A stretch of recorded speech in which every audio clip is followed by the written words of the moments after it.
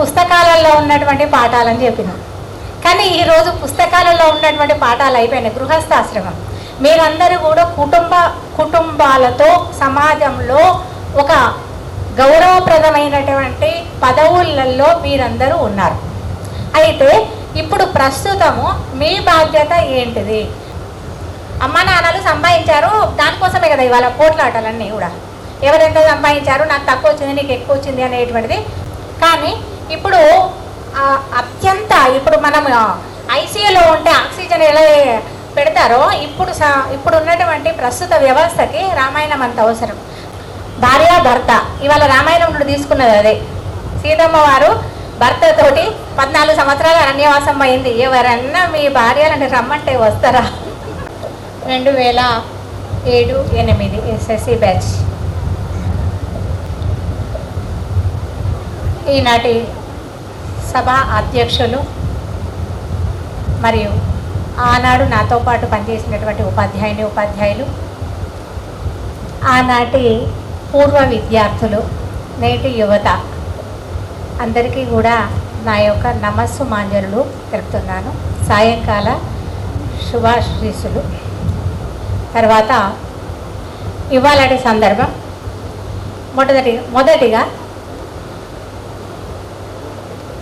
మొట్టమొదటి ఆలోచన ఎక్కడి నుంచి మొదలైందో మాకు తెలియదు. ఎవరో ఒకరి దగ్గర నుంచి మొదలవుతుంది, ఆ తర్వాత స్ప్రెడ్ అవుతూ ఉంటుంది. వాళ్ళకి తోడు 2, 3, 4, 5, ఆ తర్వాత 63 మంది తయారు చేశారు మీరందరూ కలిసి. మీ అందరికీ కూడా ఇంత వ్యయ ప్రయాసలకు ఓర్చుకొని మా ఇంటికి 2 సార్లుగా వచ్చారు. ఎంత టైం కేటాయించి పిల్లలు 6 2 సార్లు రావడం అని అంటే అది మామూలు విషయం కాదు. అది చాలా గొప్ప విషయము. తర్వాత ఇంతటి కార్యక్రమానికి తెర వెనుక భాగం మీరెంత కష్టపడ్డారు, ఎంత దీనికి కావలసినటువంటి ఒక వ్యయమే కాదు, తర్వాత ఆలోచన విధానము, మీ యొక్క శ్రమ, మీ యొక్క ప్రతి ఒక్కటి కూడా మిమ్మల్ని పేరు పేరున అభినందిస్తున్నాను. తర్వాత వచ్చేసి ఇవాళ మీరందరూ కూడా ఒక్కొక్కరు ఒక్కొక్క పొజిషన్లలో, అధికారాలలో, పదవులలో ప్రతి ఒక్కొక్కరుగా ఒక్కొక్క దాంట్లలో మీరు సెటిల్ అయిపోయారు. దాంట్లలో మీరు సెటిల్ అయినందుకు మీ జీవితంలో మేము 1% భాగస్వాములమైనందుకు మేము కూడా గురువులం అందరం సంతోషిస్తున్నాం. ఎందుకోసము అని అంటే ఒక్కొక్కరు చాలా ఎంతో శ్రమ కోర్చి ఉన్నత పదవులను అలంకరిస్తూ మరి మీ బాధ్యతలను ఎంతో సమాజానికి అందిస్తున్నారు. దాంట్లలో మీరు చేసేటువంటి దాంట్లలో మాది కూడా దాంట్లో మీ జీవితంలో మేము కూడా ఉన్నందుకు మేము కూడా సంతోషిస్తున్నాము. తర్వాత వచ్చేసి దీంట్లో మొదటిగా ఏమంటారు అని అంటే ఇంతటి ప్రాధాన్యత ఈ సమాజంలో ప్రస్తుత సమాజ పరిస్థితులు మీకు అందరికీ తెలుసు. అయినప్పటికీ మీరందరూ కూడా ఇంతటి వారసత్వాన్ని పుణికిపుచ్చుకున్నారు. ఎందుకోసము అనంటే మా గురువులందరినీ మేము అభినందించుకోవాలి, సన్మానించుకోవాలి అనేటువంటి ఒక వారసత్వము ఇప్పుడు మీ ఇంట్లో మీరు అనుకుంటారు. మీ పిల్లలు తెలుస్తుంది, మీ భార్య తెలుస్తుంది, మీకు అందరికీ తెలుస్తుంది. మీరు అంటే ఇది చెప్పకుండానే మీ పిల్లలకి ఈ వారసత్వాన్ని అందించినట్టు లెక్క. అంటే ఇది మన ప్రవర్తనను వాళ్ళకి అర్థం పట్టినట్టే. మనం ఏం చేస్తున్నామో మనకు సిఐడీలు వాళ్ళు కాబట్టి వాళ్ళకి మీరు ఒక పాఠాన్ని నేర్పించారు, ఆల్రెడీ అయిపోయింది. తర్వాత వచ్చేసి అందరికంటే గొప్ప ఎవరు, ఎందుకని మరి ఇంత గురుస్థానం ఏంటిది అని అంటే ఆనాటి కాలంలో మన జనక మహారాజు సీతమ్మ వారిని ఇచ్చినప్పుడట అడిగారట. ఏమని అడిగారు అని అంటే దశరథ మహారాజుకి నువ్వు అయోధ్యకి చక్రవర్తివి, గొప్ప రాజు అని, గొప్ప అధికారం ఉందని, రాజ్యం ఉందని నీకు ఇవ్వడం లేదయ్యా, మీ అబ్బాయికి ఇవ్వడం లేదు నా కూతుర్ని అని అన్నాడట. సకల గుణాభిరాముడైనటువంటి రాముడు, ఆ రాముడికి నీ యొక్క గుణాలను చూసి, నీ యొక్క గొప్పతనాన్ని చూసి నేనేమి ఇవ్వడం లేదు నా కూతుర్ని అని అన్నాడట. మరి దేన్ని చూసి, ఇవన్నీ దేన్ని చూసి ఇస్తున్నావు, మరి నా కూతుర్ని ఎందుకు ఇస్తున్నావు అని అంటే వశిష్ఠ మహర్షి యొక్క శిష్యుడు కాబట్టి, శ్రీరామచంద్రుడు వశిష్ఠ మహర్షి యొక్క శిష్యుడు కాబట్టి నేను ఇస్తున్నాను అన్నాడు. అంటే గురువు యొక్క గొప్పతనము అనేటువంటిది శ్రీకృష్ణ పరమాత్మను కూడా తయారు చేసినటువంటి వాడు. మరి వీళ్ళందరూ అర్జునుడికి గురువులు, ద్రోణాచార్యులు, వీళ్ళందరూ కూడా గొప్ప గొప్ప వాళ్ళు. అయితే ఇప్పుడు గురువు అనేటువంటి వాడు ఒక డాక్టర్ ఉన్నాడు, డాక్టర్ని తయారు చేయలేడు. ఇంజనీర్ ఉన్నాడు, ఇంజనీర్ తయారు చేయలేడు. ప్రపంచంలో ఏ పదవి ఉన్నా కూడా ఆ పదవిని వీళ్ళు చేయలేరు. వీళ్ళందరినీ తయారు చేసేది మళ్ళా ఒక ఉపాధ్యాయుడే. మన దేశానికి ప్రధానమంత్రి అయినా, రాష్ట్రపతి అయినా వాళ్ళందరూ కూడా, ప్రతి ఒక్కరు కూడా వీళ్ళ దగ్గర చదువుకోవాల్సినటువంటి వాళ్ళే. అయితే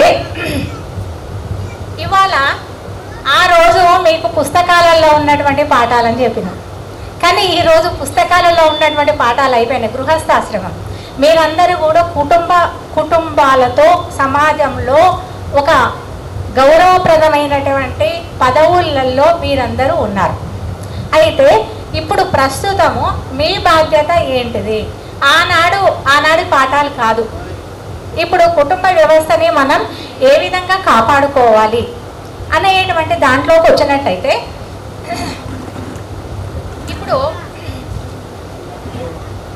ముఖ్యంగా మనకి ఏమున్నది అనంటే, మన దేశాన్ని పక్కదారి మళ్ళిస్తున్నటువంటి పాశ్చాత్య సంస్కృతి గొప్ప అనేటువంటిది ఏంటిది అనంటే, ఒకనాడు అసలు మన దేశం నుంచే మిగతా దేశాలన్నీ నేర్చుకున్నాయి. మన కుటుంబ వ్యవస్థను కానీ, కుటుంబ విలువలు కానీ. రామాయణం ఇప్పుడు ఎందుకు పెట్టారు 10వ తరగతిలో? అప్పుడు ఉండే పార్వతీశం, మీరందరూ మాట్లాడారు కదా, పార్వతీశం అప్పుడు ఉండే. కానీ ఇప్పుడు ఇప్పుడు మనం ఐసీయూలో ఉంటే ఆక్సిజన్ ఎలా పెడతారో, ఇప్పుడు ఉన్నటువంటి ప్రస్తుత వ్యవస్థకి రామాయణం అంత అవసరం. రామాయణం నుంచి ఏముంటుంది అంటే మానవ విలువలు, ఒక కుటుంబ విలువలు, తండ్రి మాటకి ఎంత విలువ ఇస్తాం, భార్యాభర్తలకు ఎంత విలువ, ఏ విధంగా ఉండాలో, అన్యోన్యమైనటువంటి జీవితము, ఇలాంటివి మనం రామాయణం నుండి నేర్చుకుంటాం. అయితే ఇప్పుడు పాశ్చాత్య సంస్కృతి అనేటువంటిది మన మీద ప్రభావం చాలా అంటే చాలా ఉంది. అయితే కొత్తది ఏదో ఒక విషయం వస్తున్నది అని అంటే నిజంగానే దాని మీద మోజు పడుతూ ఉంటారు. కానీ అప్పట్లో మాత్రం మన దగ్గర ఉన్నటువంటి నలంద విశ్వవిద్యాలయము, ఇవన్నీ విశ్వవిద్యాలయంలో ఉన్నటువంటి టెక్నాలజీస్ అన్నీ కూడా ఇక్కడి నుంచి తీసుకొని పోయినటువంటివే. ఇతర దేశాలలోని వేరే దేశాలు వచ్చి మన దగ్గరకు వచ్చి నేర్చుకున్నారనమాట. అంత గొప్ప విజ్ఞానం మన దేశంలోనే ఉంది. మన సంస్కృతి చాలా గొప్పది. మనల్నే, మన కుటుంబ వ్యవస్థకే ప్రపంచ దేశాలన్నీ కూడా చేతులెత్తి మొక్కుతున్నాయి. అది మనం కాపాడుకోవాల్సినటువంటి బాధ్యత మనందరి మీద ఉన్నది. అయితే ఇప్పుడు ప్రస్తుతము మీరందరూ కూడా 2007-8 అనంటే, ఇప్పుడు 17 సంవత్సరాల తర్వాత అనంటే మీరందరూ 33, 34, 35 ఆ ఏజ్లలో ఉన్నారు. మీరందరూ కూడా మీ అందరి బాధ్యత. మేము దిగుతున్న మెట్లు, మీరు ఎక్కుతున్న మెట్లు, మీరందరి బాధ్యత ఏంటిది అని అంటే, దీనికి అందరికీ ఈ విషయం నేను తర్వాత మాట్లాడతాను, మళ్ళీ నేను మర్చిపోతాను ఒక విషయము. ఎందుకనంటే అంతకుముందు కూడా ఈ విషయం చాలా ప్రస్తుతంగా ముఖ్యంగా మాట్లాడాలనుకున్నాను. ఆడపిల్లల విషయాలు కుటుంబ పరిస్థితుల కారణంగా, ఆర్థిక పరిస్థితుల కారణంగా తొందరగా పెళ్లి చేయడం జరుగుతుంది. జరిగిన తర్వాత వాళ్ళు ఏమైపోతారు అని అంటే, ఇంకా కుటుంబము, పిల్లలు, తర్వాత వచ్చేసి కుటుంబ బాధ్యతలు, వాటితోటి చదువు మధ్యలోనే ఆగిపోయిందని బాధపడద్దు. ఇప్పుడు ఉన్నటువంటి డిస్టెన్స్ ఎడ్యుకేషన్ కానీ, సెల్ఫ్ ఎంప్లాయ్మెంట్, ఇప్పుడు మన దాంట్లో ఒక అమ్మాయి మాట్లాడింది, ఒకరికొకరు మీరందరూ కూడా వాట్సాప్ గ్రూప్ మీరందరూ పెడతారు, దాంట్లలో ఎవరెవరు ఏమేమి చేస్తున్నారు, ఒకరికొకరు సహాయ సహకారాలు అందించుకోండి. మీరందరూ అప్పుడు పడినటువంటి బాధ జీవితం ఇప్పుడు 40 సంవత్సరాలు దాటినప్పటికీ కూడా ఇప్పుడు కూడా మీరు జీవితంలో అనుకున్న కళ నెరవేర్చుకోవచ్చు. వయసుతోటి సంబంధం ఏం లేదు. ఇప్పుడు కూడా మంచిగా చదువుకోవచ్చు, జీవితంలో అన్నీ కూడా మీరు సాధించవచ్చు. ఇప్పుడు ఫ్రీ అన్నమాట, పిల్లలు అయిపోయిన తర్వాత ఇప్పుడు ఫ్రీ కాబట్టి మంచిగా చేసుకోవచ్చు. మీరు ఇంకా చాలా ఉన్నాయి, వృత్తి విద్యలు ఉన్నాయి, చాలా ఉన్నాయి. ఆ విధంగా మీ యొక్క జీవితాన్ని పరిపూర్ణం చేసుకోవచ్చు. తర్వాత ఎవరికైనా తల్లిదండ్రులు, అమ్మా నాన్న వాళ్ళు సంపాదించినటువంటి ఆస్తి ఉంటుంది కదా, ఆ ఆస్తి అట తల్లిదండ్రుల ద్వారా ప్రసాదితమైనటువంటి ఆస్తి, అది నీకు ఏనాడైనా పలుకుతుంది స్వస్తి. అమ్మ నాన్నలు సంపాదించారు, దానికోసమే కదా ఇవాళ పోట్లాటలన్నీ కూడా. ఎవరెంత సంపాదించారు, నాకు తక్కువ వచ్చింది నీకు ఎక్కువ వచ్చింది అనేటువంటిది. తల్లిదండ్రుల ద్వారా సంపాదించినటువంటి ప్రసాదితమైనటువంటి ఆస్తి అది నీకు ఏనాడైనా పలుకుతుంది స్వస్తి. గురువు ద్వారా సంప్రాప్తితమైన ఆస్తి కలకాలం చేస్తుంది నీతోనే దోస్తి. గురువు ద్వారా సంప్రాప్తితమైన ఆస్తి కలకాలం చేస్తుంది నీతోనే దోస్తి. ఈ చదువుకున్నటువంటి విద్యనే మనం ప్రపంచ దేశాలు తిరగొచ్చినా ఎక్కడి పోయినా ఏదైనా మనల్ని ఇదే కాపాడుతుంది అనేటువంటిది. అంటే మనకి మన సంస్కారము మన కుటుంబం నుండే మొదలవుతుంది. అయితే కుటుంబము అని అంటే మన కుటుంబంలో మొదలుగా మనకు జీవితాన్ని ఇచ్చినటువంటిది, మనల్ని ఇంత బాలం చేసినటువంటిది మన అమ్మ నాన్న. ఇవాళ వృద్ధాశ్రమాలు అనేటువంటిది ఒక్కడు కూడా కనబడద్దు ఎక్కడ. మీలాంటి యువత కనుక ముందుకు వస్తే ఎక్కడ కూడా వృద్ధాశ్రమాలు అనేటువంటిది ఎక్కడ కనబడద్దు. ఎందుకనంటే వసతులు ఏర్పాటు చేస్తారు, అంతేగాని ప్రేమ ఆప్యాయత మాత్రం అక్కడ ఉండదు. డబ్బులు కడతారు, ఫస్ట్ క్లాస్ లగ్జరీస్ ఉంటాయి, దాంట్లో బ్రహ్మాండమైన భోజనం పెడతారు, అన్నీ ఉంటాయి. కానీ మనిషి దేంతో బతుకుతారు అంటే ప్రేమ ఆప్యాయతతోటి మాత్రమే బతుకుతారు. అది మాత్రం తల్లిదండ్రులను ఏమన్నా పెట్టనియండి, చేతనైంది మీరు చెయ్యండి, కానీ వాళ్ళతోటి పలకరింపు మాత్రం ప్రేమగా పలకరించండి. వాళ్ళ బాధ్యత తప్పకుండా తీసుకోండి. ఆడపిల్లలు అత్తమామల్ని మంచిగా ప్రేమగా అభిమానంగా అమ్మ నాన్నలను చూసినట్టే చూడండి. ఎందుకనంటే వాళ్ళు ఏమన్నా పొరపాట్లు చేసినా కూడా మీ పిల్లలు ఎట్లా చేస్తారో వాళ్ళు కూడా పిల్లల్లాగానే అనుకోండి. మగ పిల్లలు కూడా మీ అత్తమామల్ని మీరు కూడా అలాగే అనుకోండి. ఎందుకనంటే మీ పిల్లలతో సమానంగా పిల్లలు తెలిసి తెలియని పిల్లలు అలాగనే అనుకోండి. తర్వాత వచ్చేసి భార్య భర్త. ఇవాళ రామాయణం నుండి తీసుకున్నది అదే. సీతమ్మ వారు భర్తతోటి 14 సంవత్సరాలు అరణ్యవాసం అయింది. ఎవరన్నా మీ భార్యలంటే రమ్మంటే వస్తారా అంటే అంటే ఒక్కరు. ఇవాళ ఏమైంది, పాశ్చాత్య సంస్కృతి అసలు కొత్త విధానాలు వచ్చినాయి కదా, విధానం వినకపోతే కథం అనమాట. డైవర్షన్ అనేటువంటిది ఎంత ఇమీడియట్గా తీసుకుంటా ఉన్నారనంటే అది ఆశ్చర్యం అన్నట్టు. అంటే మన మన కుటుంబ వ్యవస్థ ఇంత దిగజారిపోయిందా అనేటువంటి పరిస్థితులలో మనము ఉన్నాము. అది మాత్రం మీరు మీ ఒక్కరి కుటుంబమే కాకుండా మీ చుట్టుపక్కల ఉన్నటువంటి సమాజాన్ని కూడా మీరు కాపాడవలసినటువంటి అవసరం మీకు ఉన్నది. భార్యాభర్త అనంటే ఎవరు ఏ కుటుంబంలోనైనా చిన్న చిన్న సమస్యలు రాకుండా ఏ కుటుంబం కూడా ఉండదు. ఉంటే అది కుటుంబమే కాదు. ఉన్నటువంటి సమస్యలని పరిష్కరించుకొని ఒకరికొకరు అనుకూలమైనటువంటి దాంపత్యాన్ని పొందండి. తర్వాత వచ్చేసి మీకు మీ కుటుంబము ఇంకా ఎవరితోటి డిస్టర్బ్ అవుతుంది అని అంటే మనతోటి ఉండేటువంటి బంధుత్వాలు, స్నేహాలు, బంధువులు. మనం ఈ మధ్యలో తిరుగుతూ ఉంటాం. మనము, మన కుటుంబము, మన బంధువులు, మన స్నేహితులు. దాంట్లో పనికొచ్చే వాళ్ళు ఎవరు, పనికి రాని వాళ్ళు ఎవరు, దాంట్లో మీరు ఐడెంటిఫై చేయాలి. క్లారిటీ ఉండాలి. అక్కరకు రాని చుట్టము మొక్కిన వరం ఈని వేల్పు తానెక్కిన పారని గుర్రము గ్రక్కున విడవంగా వలయు కదా రాసు. మరి ఎంత మొక్కిన వరమి అన్నటువంటి వేల్పులు అంటే దేవతలు. అక్కరకు అంటే మనల్ని ఇబ్బందులు పెట్టేటువంటి చుట్టాన్ని నిర్మోహమాటంగా వదిలేయటమే. అంటే ఆ విలువలను బట్టి యుద్ధంలో నడవనటువంటి గుర్రం దేనికి వదిలేయటమే. అంటే కొంతమంది బంధుత్వాలతోటి కూడా మన కుటుంబం అనేటువంటిది డిస్టర్బ్ కావద్దు. దాన్ని ఆ క్లారిటీ ఎటు పక్క నుంచి అయినా సరే అంటే నొప్పించకుండా ఒప్పించడం, వాళ్ళని ఇబ్బంది మన ఇబ్బందులు పడద్దు, ఎదుటి వాళ్ళని కూడా ఇబ్బందులు పడకుండా వాళ్ళని మిమ్మల్ని మీ కుటుంబాన్ని మీరు కాపాడుకోండి. తర్వాత పిల్లల్ని పెంచేటువంటి విధానంలో చాలా సమస్యలు ఉన్నాయి. మీరు ఎన్నెన్న డబ్బులు సంపాదించండి, 100 కోట్లు సంపాదించండి.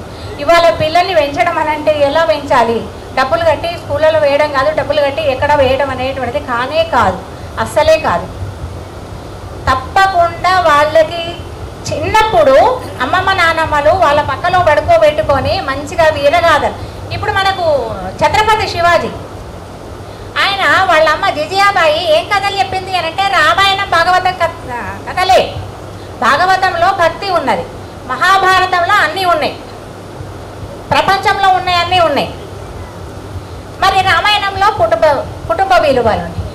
అయితే వీరత్వం అనమాట. అయితే చిన్న వయసులోనే ఈ కథలు చెప్పడం వల్ల పిల్లలకి తప్పనిసరిగా ఆ మైండ్లోకి ఇంజ్యూర్ అయిపోతాయి. తెలియకపోతే పుస్తకాలు కొనుక్కొని చదవడం అలవాటు కావాలి. బర్త్డేకి ఒక పుస్తకం ప్రజెంట్ చేయండి, చిన్న చిన్న కథలు ఉన్నటువంటి పుస్తకం, ఒక పుస్తకం చదివితే అప్రిషియేట్ చేయండి. అగో అక్కడ స్మార్ట్ ఫోన్ నడుస్తూనే ఉంది.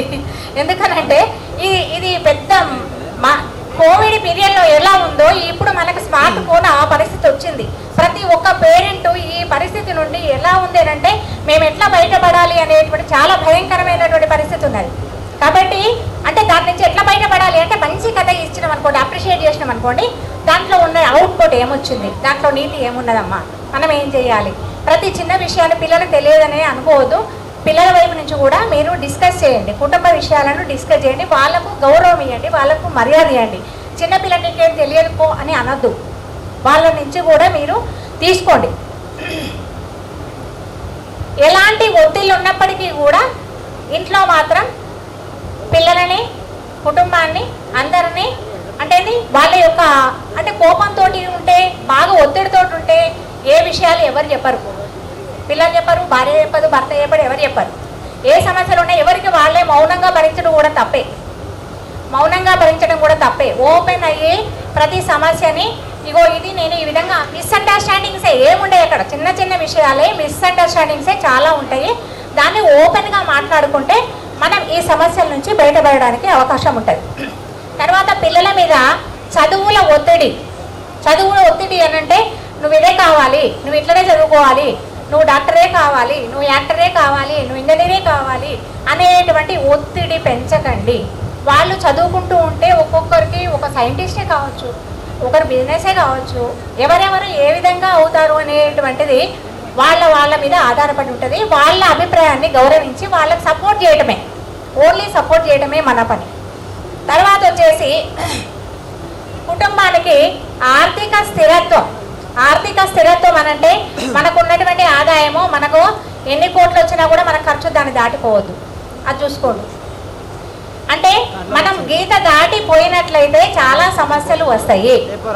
గీత దాటిపోకూడదు. మన ఆర్థిక పరిస్థితిని ఎందుకంటే ఇంట్లో భార్య తెలియాలి, భర్త. ఇంకో కొన్ని కుటుంబాలలో మీకు తెలుసా, భార్యకు చెప్పరు చాలా విషయాలు.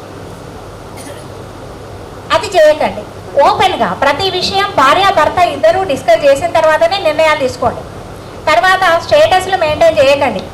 స్టేటస్ అంటే వాళ్ళ ఇంట్లో థియేటర్ది ఉన్నది, టీవీ, వాళ్ళ ఇంట్లో పెద్ద సోఫా ఉంది, వాళ్ళు 100 తులాల బంగారం కొనుక్కున్నారు, వాళ్ళ ఇంట్లో ఇవన్నీ ఉన్నాయి, మన ఇంట్లో కూడా ఉండాలి. అవన్నీ ఉంటే కాదు, మనిషికి విలువ ఉండాలి, అది ఇంపార్టెంట్. అంతేగాని అప్పుల పాలైపోయి స్టేటస్ కోసం అవన్నీ తీసుకొచ్చి మన ఇంట్లో పెట్టి అప్పులోళ్ళు వచ్చి మన ఇంటికి వచ్చి గొడవ చేసి ఇవన్నీ మన సమస్యలు అనేటువంటి మన ఇంటికి వచ్చి ₹1 కూడా ఎవరు అడిగేటువంటి పరిస్థితి తీసుకురాకండి. ఎందుకంటే ఉన్నంత వరకు మీరు ప్రశాంతమైనటువంటి వాతావరణంలోనే ఉండండి.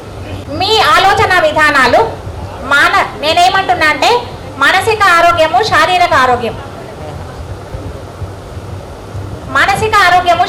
ఆరోగ్యం ఈ రెండు కాపాడుకోండి. ఆహార నియమాలు పెట్టుకోండి, టైం మేనేజ్మెంట్ పెట్టుకోండి, దీని లోబడి ఉండండి. ఒక సిస్టమ్ పెట్టుకోండి, లైఫ్కి ఒక సిస్టమ్ పెట్టుకోండి. ఎప్పుడంటే అప్పుడు లేవటం, ఏది పడితే తినటము అట్లాంటిది ఏమీ కాకుండా మీ జీవితాన్ని మీరు కాపాడుకోండి, మీ కుటుంబాన్ని మీరు కాపాడుకోండి, ఈ సొసైటీని కాపాడండి, ఇంకా మీ పిల్లలకి వారసత్వాన్ని ఇవ్వండి. సర్వే జన సుఖినో భవంతు.